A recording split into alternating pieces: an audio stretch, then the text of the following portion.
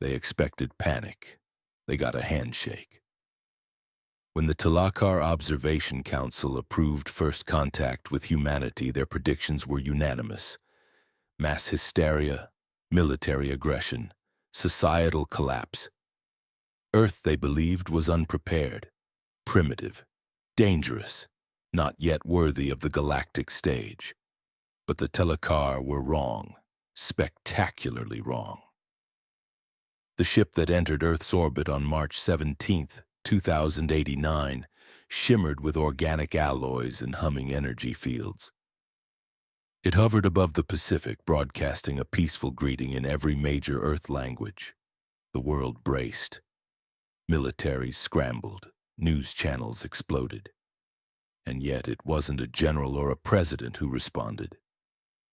It was a scientist, Dr. Amina Reyes, astrophysicist, radio operator, and linguistic savant, had been monitoring the strange frequency weeks before the ship appeared.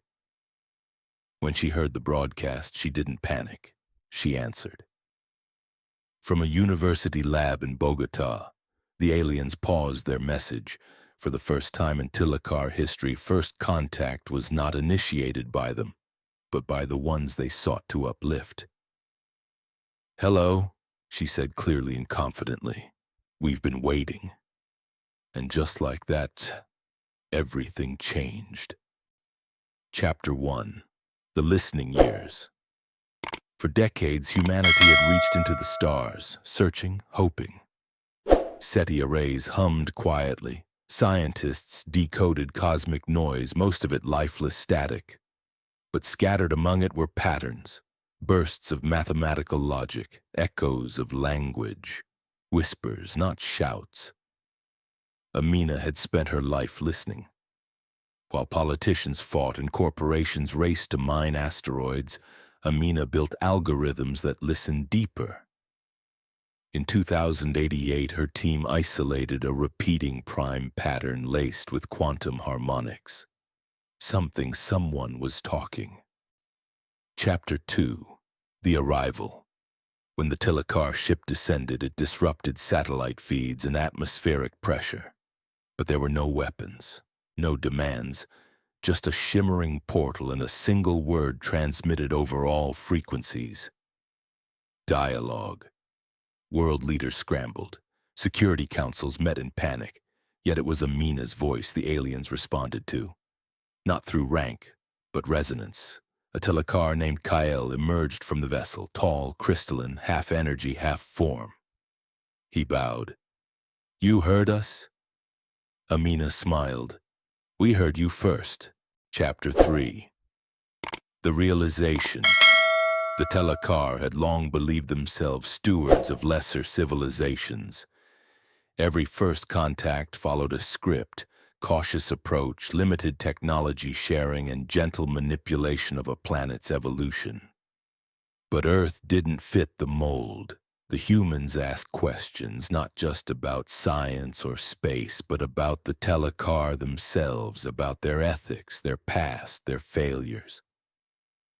They didn't want gifts, they wanted understanding.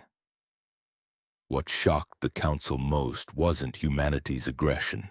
It was their curiosity, their refusal to be passive recipients of galactic charity. "You do not seek salvation," Kael told Amina in awe. "No," she replied, "we seek truth, on our own terms." Chapter 4. The turning point. Weeks into the contact, something unprecedented occurred. Earth's nations cooperated. Territories shared research. Languages merged into a universal translation matrix.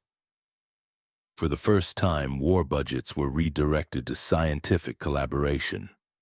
The presence of the Talakar ship united the planet more effectively than any treaty or terror had. It wasn't fear. It was inspiration. In turn, the Talakar began to change.